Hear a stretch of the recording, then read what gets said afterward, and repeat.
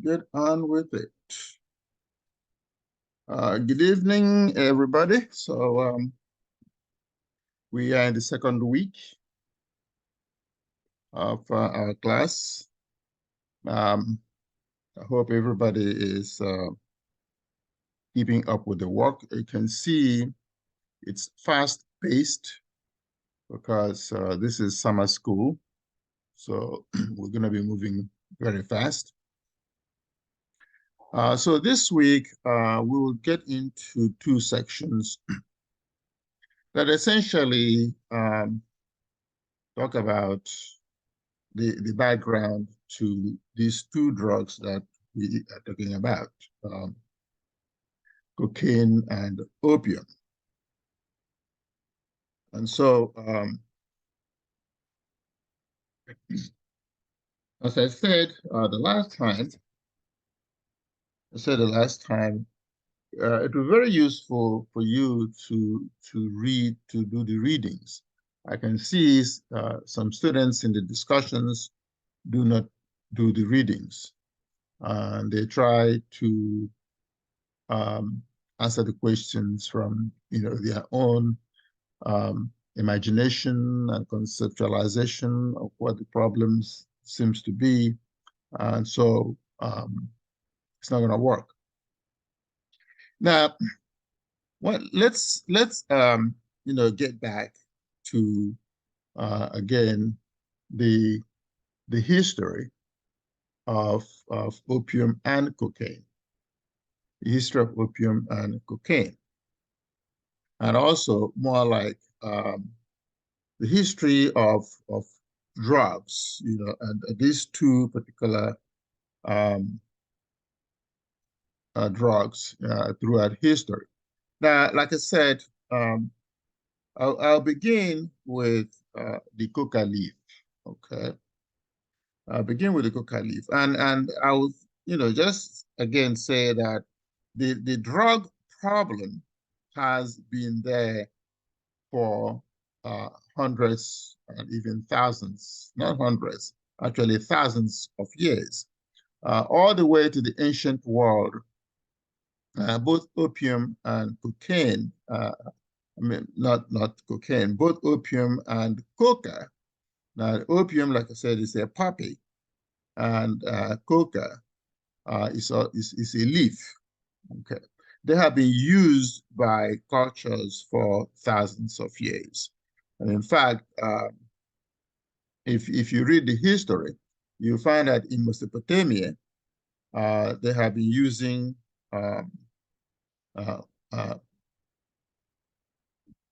what do you call it? Opium, the opium poppy, for thousands of years.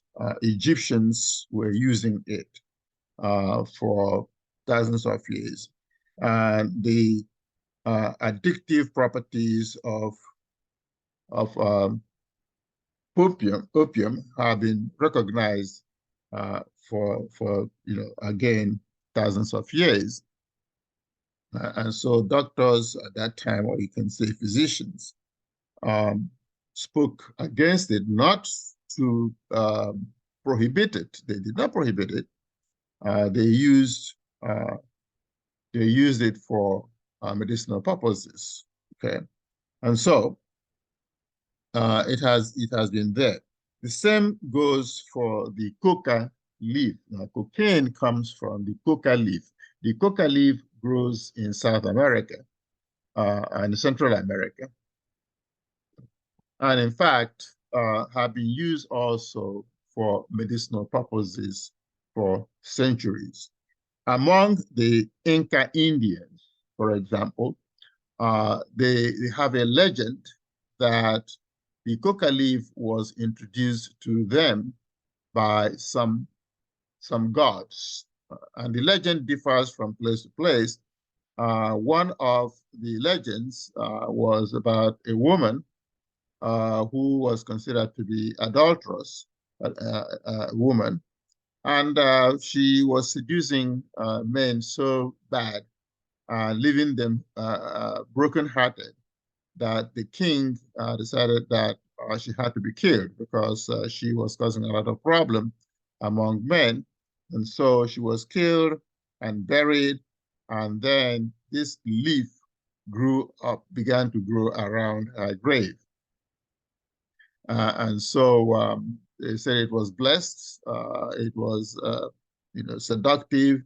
And when they chewed on it, it made them feel good.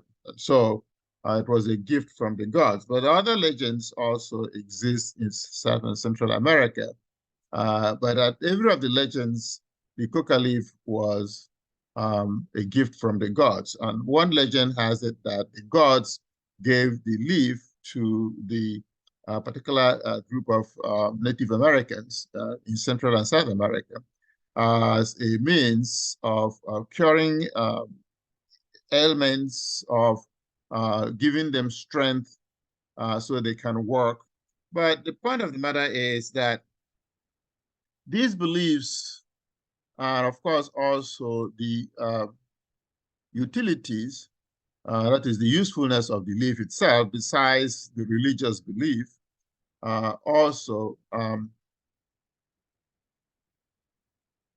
made the coca leaf very useful. And so the Native Americans chewed on the coca leaf for ceremonial purposes. At some point, only the nobility, only the aristocrats were allowed to have access to the coca leaf. So much so that if the king or the prince or the aristocrats gave somebody a gift of coca leaves, it was considered to be an indication of a very high honor to be gifted coca leaf by the king. But of course, as you know, also priests also use coca leaf as something for religious purposes. And so, but what happened was just that the coca leaf enabled the people to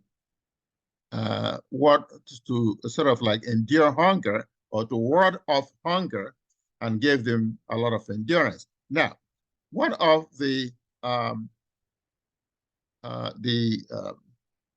things that happened, I mean, ironically in history, because the coca leaf was seen to be a stimulant when the Spanish people came and conquered, South and Central America.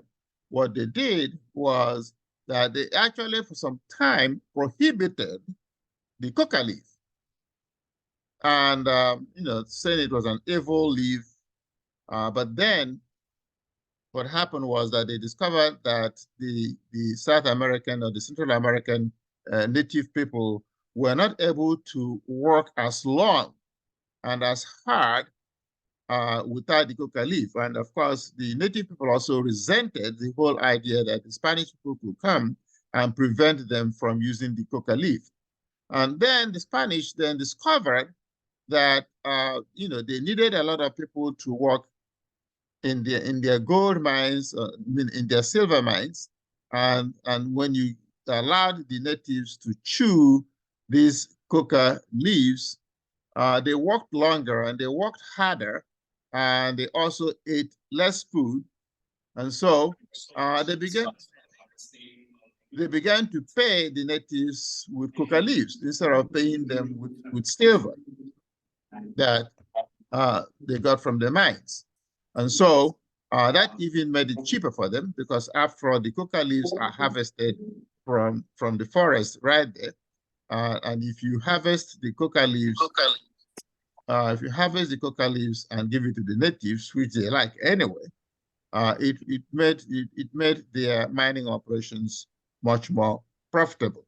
But in fact, also now when they began to import African slaves, they also gave them the coca leaves because it made the slaves work harder and work longer, and they had to be fed less, so which made even the operations with the African slaves much more profitable.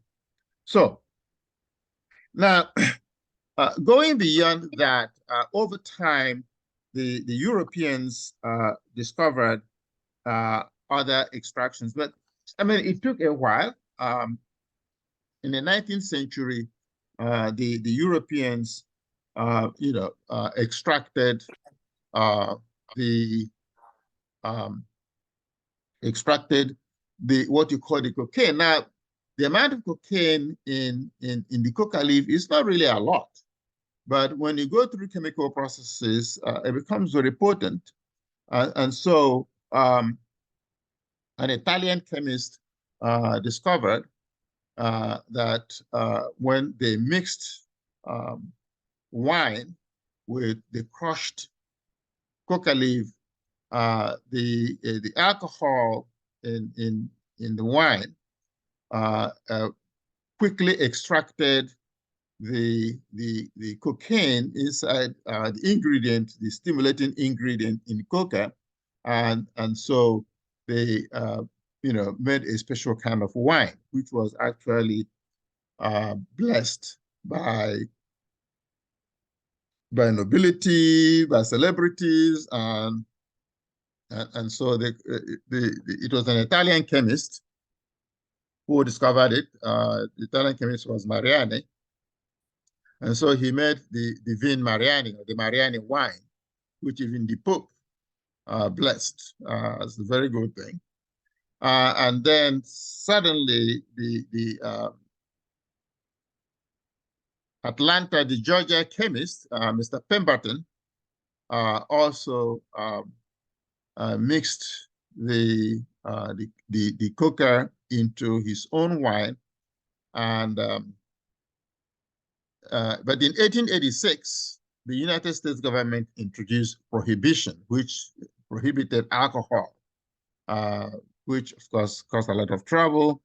And because of the prohibition of alcohol in 1886, Pemberton then extracted the stimulant in the coca leaf without the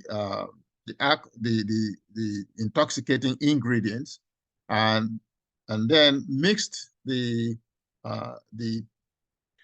coca extract. Let's call it now the coca extract, and taken off the cocaine, which was the intoxicating ingredient in it, and mixed the coca extract with the West African kola nut. The kola nut carries a whole big load of caffeine. If you eat kola nuts, for example, you will not be able to sleep. As a West African, I do eat kola nuts, but I make sure that I just eat a little bit of it, because if you eat a lot of it, then it will keep you awake. It has a stimulant in it. But it is not intoxicating. The West African kola nut is not intoxicating. It is not psychoactive at all. I mean, it's just chewed for pleasure. And so when you mix the coca extract and the West African kola nut, then you had Coca-Cola. That is how Coca-Cola came about. And so you can see it eventually developed into a commercial purpose. But besides the drinks from which is made out of the coca leaf, coca also they also use the cocaine in the coca leaf as a painkiller. In fact, way back in the 19th century, the extracts of cocaine was used as a painkiller, and it was sold openly in stores. Okay, it was sold openly in the stores. But of course now, I mean, it is still produced legally. Think about it. The coca extract that is used for making Coca-Cola is still produced legally. Only one company in the whole world has the permission to extract it and then to supply it to the Coca-Cola company. So now going from cocaine, we also talk about about opium. Okay, and opium is the next thing. Now, let me backtrack, um, into cocaine again. Uh, oh no, okay, let me just move on. Okay, let me move on into opium. Now, opium has been used for centuries. Okay, it comes from a poppy. It's been used for centuries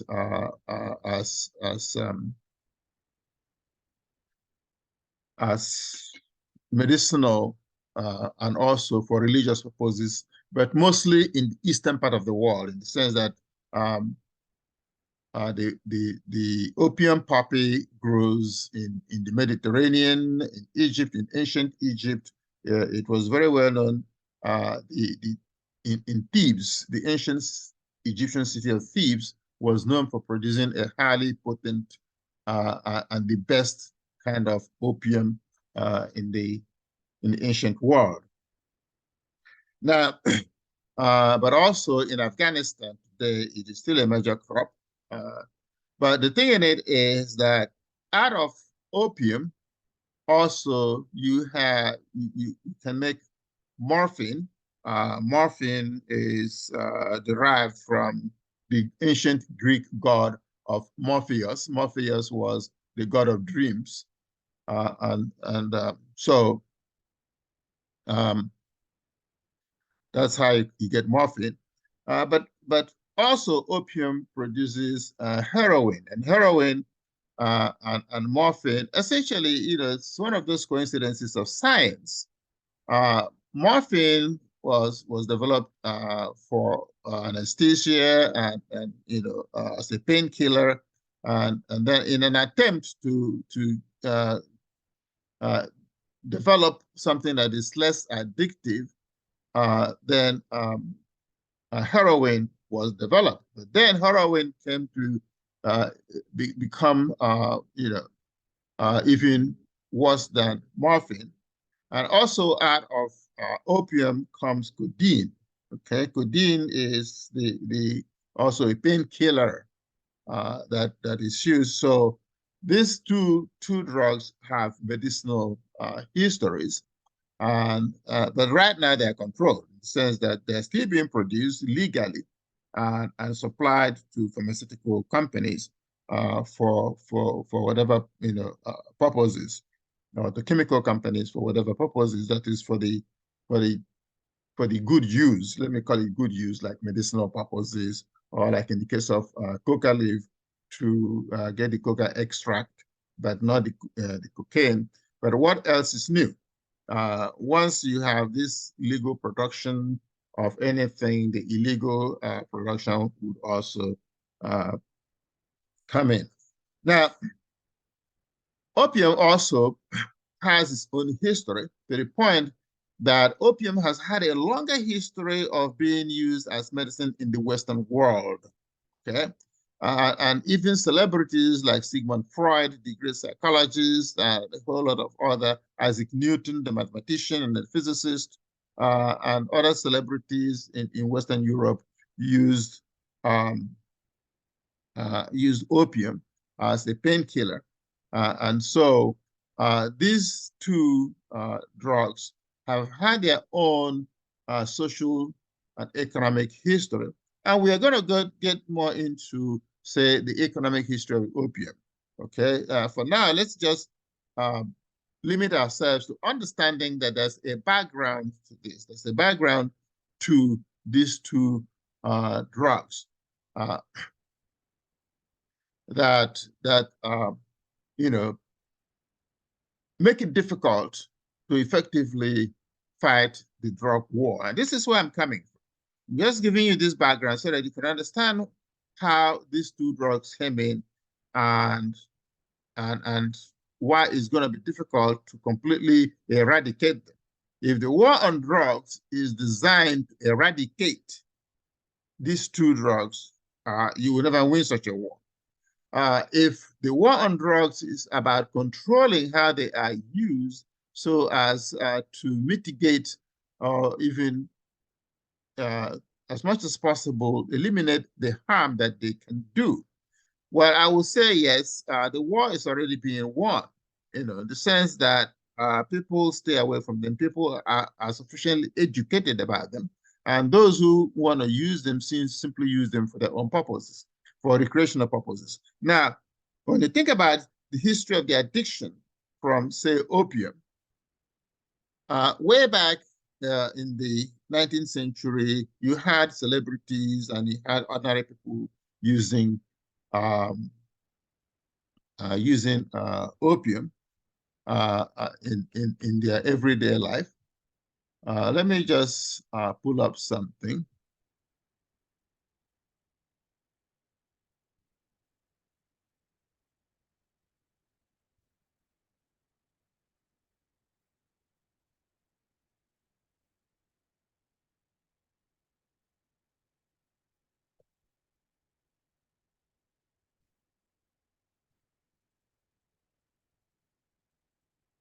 Just give me a minute. I'll be with you in 1 minute.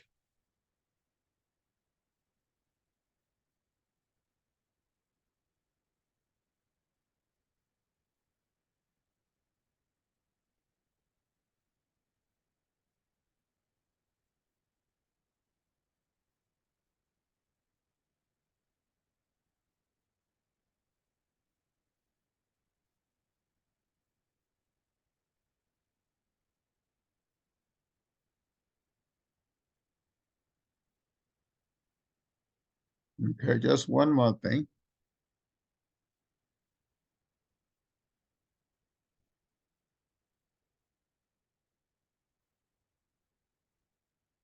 Okay, now there are two very, very useful documents that will help you understand better some of the social um, history of these two drugs.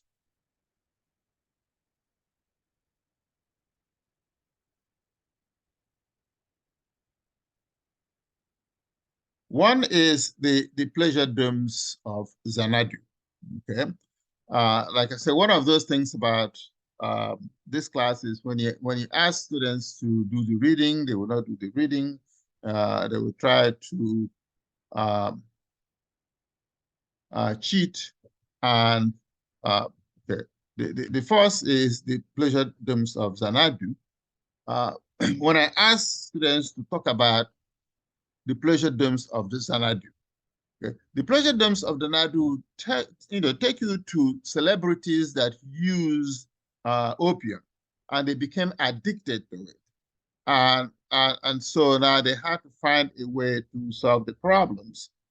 And so, what's the difference between the pleasure domes of Xanadu and the other article? Actually, these are book chapters: poverty, potions, and poppy heads. Now, in each of those articles, okay, you find out that society found usefulness in opium, and they used them to solve their problems. And in each of them, one of the uses of opium was for people to actually take it for the pleasure of it. Then they got addicted, and then there were consequent social problems in different ways.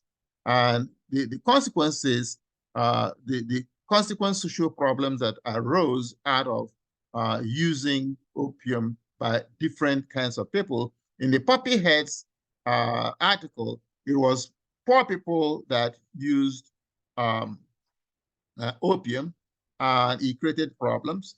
But also, you will read in this article on poppy heads that, in fact, it got to the point that in England, opium was cultivated even in England in order to make it available.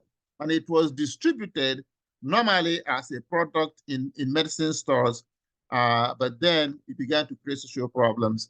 And that got the British government and the British society to begin to preach against it and say, no, it has to be stopped.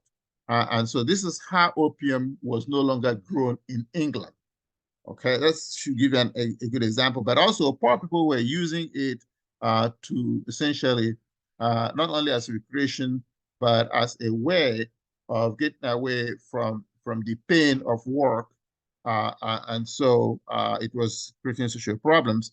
But in the pleasure domes of Xanadu, the emphasis was on celebrities and people who were very prominent in society who also got addicted, not because so much they were using it, taking the opium for pleasure or for recreation, but these are people that actually had real problems of pain, problems of disease, but then it got them addicted.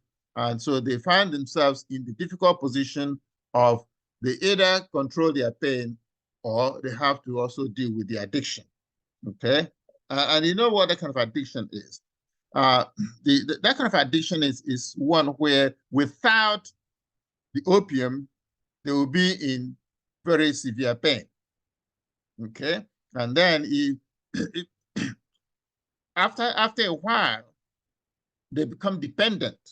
And you see a lot of people that become dependent on drugs. It's not so much that they want to use the drug for recreation. It is simply that their bodies have become dependent on it. Think about somebody like Michael Jackson. Okay, without the anesthesia that he was taking, he wouldn't be able to sleep. And then he had severe back pain, and that severe back pain may have been from twisting his body and in his kind of dancing, and so he became dependent on it. A lot of people have been like that. Richard Nixon's wife, yes, Richard Nixon's wife was addicted to a painkiller. Okay, and these painkillers contain this opium thing. That is true. That's codeine. Okay, like Vicodin. Vicodin, it actually has very heavy doses of codeine. And what is codeine made out of? Codeine is either made out of opium or a synthetic form of it. Nevertheless, it is morphine. It is heroin in a tablet. And so people become dependent on it. So this is what was happening in the 19th century. And so what has happened over time anyway is that science has found a way to recreate these things in such a way that they are not quite as addictive. Nevertheless, there are still addictive substances in medications that are used legitimately, okay? So this is the history of opium and cocaine in a nutshell. But please try to read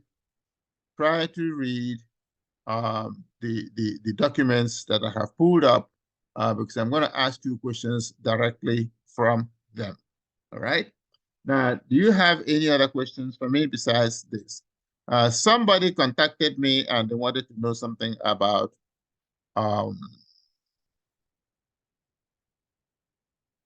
the final project. Okay. Let me use this opportunity once more to talk about the final project. I believe I talked about it during the first office hour. The final project is what is called an annotated bibliography. Okay, annotated bibliography simply means that you're not writing quite a thesis as such, making any argument. What you do is you pick a very narrow topic. Okay, for example, the history of coca leaf in South America, in South and Central America, among the natives. You know, get something that we have not discussed about in this class, pick 7 articles on that subject, and summarize each article in 1 page.